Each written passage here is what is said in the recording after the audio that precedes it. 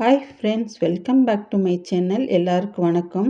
இன்றைக்கி என்ன ரெசிபி பார்க்க போகிறேன்னா, நேந்திரம்பழம் வச்சு பழம்பொரி செய்வாங்க. நான் இன்றைக்கி ஆப்பிளை வச்சு செய்து காட்ட போகிறேன். வாங்க எப்படி செய்யலான்னு பார்ப்போம்.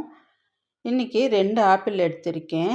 நல்ல இனிப்பான ஆப்பிளாக எடுத்துக்கோங்க. நம்மளுக்கு இதை கட் பண்ணி சாப்பிடும்போதே தெரியும் இந்த டேஸ்ட் எப்படி இருக்குன்னு. நல்ல இனிப்பானதாக எடுத்துக்கோங்க. அதுக்கப்புறமா ஒரு மிக்ஸ் பண்ணுற பாத்திரத்தை எடுத்துக்கோங்க. அதுக்கு முன்னாடி 1/4 கப் சீனி, ஒரு ஏலக்காய் போட்டு மிக்சியில் அடித்து வச்சுக்கோங்க. பவுட்ரு பண்ணி வச்சுக்கோங்க. அப்புறமா நம்ம மிக்ஸ் பண்ண போகிற பாத்திரத்தில் 1 கப் அளவுக்கு மைதா, 1/4 கப் அளவுக்கு அரிசி மாவு நல்லா சலிச்சிட்டு இதோடு சேர்த்துக்கோங்க. இது கூடவே சோடா உப்பு ஒரு 1/4 ஸ்பூன் அளவுக்கு சேர்த்துக்கோங்க. இப்போ நம்ம அரைச்சி வச்சுருக்கிற ஜீனியையும் சேர்த்துக்கரலாம். இதில் நீங்கள் ஏலக்காய்க்கு பதிலாக எசன்ஸ் கூட சேர்த்துக்கரலாம். கொஞ்சம் போல் உப்பு, 1/4 ஸ்பூன் அளவுக்கு மஞ்சத்தூள் இதெல்லாம் சேர்த்து நல்லா மிக்ஸ் பண்ணி விட்டுருங்க.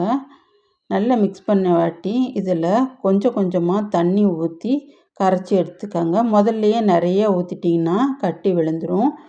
இதில் மஞ்சத்தூளுக்கு பதிலாக ஃபுட் கலர் வேறு எதனா சேர்க்கறனாலும் சேர்த்துக்கரலாம். இப்போ நல்லா கரைஞ்சி வந்துருச்சு மாவெல்லாம். இது அப்படியே ஓரமாக எடுத்து வச்சுருங்க. இந்த அளவு போதும். இட்லி மாவு பதத்துக்கு இருக்கணும். இப்போ ஒரு கட் பண்ணுற போர்டு எடுத்துக்கோங்க. இப்போ இதை ஆப்பிளை மெல்லிசாக இந்த மாதிரி கட் பண்ணிடுங்க. ரொம்பவும் மெல்லிசாக கட் பண்ணிங்கன்னா உடஞ்சிரும் ஆப்பிள். அதனால் இந்த அளவு கட் பண்ணி எடுத்துக்கோங்க. இப்போ எடுத்து காமிக்கிறேன் பாருங்கள். இதில் அவ்வளோ விதையும் கிடையாது. இது டேஸ்ட்டும் நல்லாயிருக்கும். வெளியவும் இனிப்பாக இருக்கும். உள்ள ஆப்பிளும் இனிப்பாக இருக்கறனால இது ரொம்ப சூப்பராகவும் இருக்கும். இந்த பீசஸ் எல்லாம் வேண்டாம். இதெல்லாம் ஜூஸ் போட வச்சுக்கிறலாம். இல்லாட்டி நம்ம இதை சாப்பிடவும் செய்யலாம். இப்போ இந்த மாதிரி ஒரு மூடி எடுத்துக்கோங்க.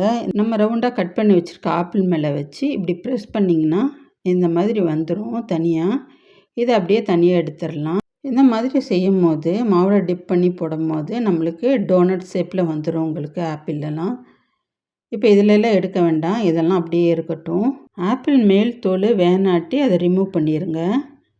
இப்போ நம்ம கலக்கி வச்சுருக்க மாவில் ஒவ்வொன்றா இதில் போட்டு எடுக்கணும். முதல்ல ஒரு பீஸ் போடுங்க. போட்டுட்டு ஒரு ஸ்பூன் வச்சு இந்த மாதிரி மேலே மாவெல்லாம் அள்ளி ஊற்றிடுங்க. நல்லா ஸ்ப்ரெட் ஆகிரும். இதை அப்படியே நம்ம எண்ணெயில் போட்டு எடுக்கணும். இப்போ ஸ்டவ் ஆன் பண்ணி ஒரு பாத்திரத்தை வச்சு எண்ணெய் ஊற்றி வச்சுருக்கேன். மிதமான சூட்டில் வச்சுட்டு ஒவ்வொன்றா போடுங்க. போட்டுட்டு இதுக்கு மேலேயே நம்ம காஞ்சிருக்க எண்ணெயை ஊற்றுங்க. இப்படி ஊற்றும் போது மேலே வெந்துடும். அப்புறமா திருப்பி போட்டோம்னா ஒன்றாகாது. நீங்கள் முதல்லே திருப்பிட்டிங்கன்னா மேலே இருக்க மாவெல்லாம் அந்த எண்ணெயில் கீழே ஊற்றிடும், ஸ்ப்ரெட் ஆகிரும். அந்த ஷேப் உங்களுக்கு கிடைக்காது. இப்போ நல்லா வெந்துருச்சு பாருங்கள். அவ்வளோதான். இந்த கலர் வந்தோடனே எடுத்துடலாம். பார்க்கவே சூப்பராக இருக்குது. சாப்பிடவும் டேஸ்ட்டாக இருக்கும் இது. இப்போ அடுத்ததை போட்டுடலாம். மறுபடியும் அதே மாதிரி மாவில் டிப் பண்ணிவிட்டு ஒவ்வொன்றா அந்த மாதிரி போட்டு எடுத்துக்கோங்க. இதுக்கு அவ்வளோ எண்ணெயும் தேவையில்லை.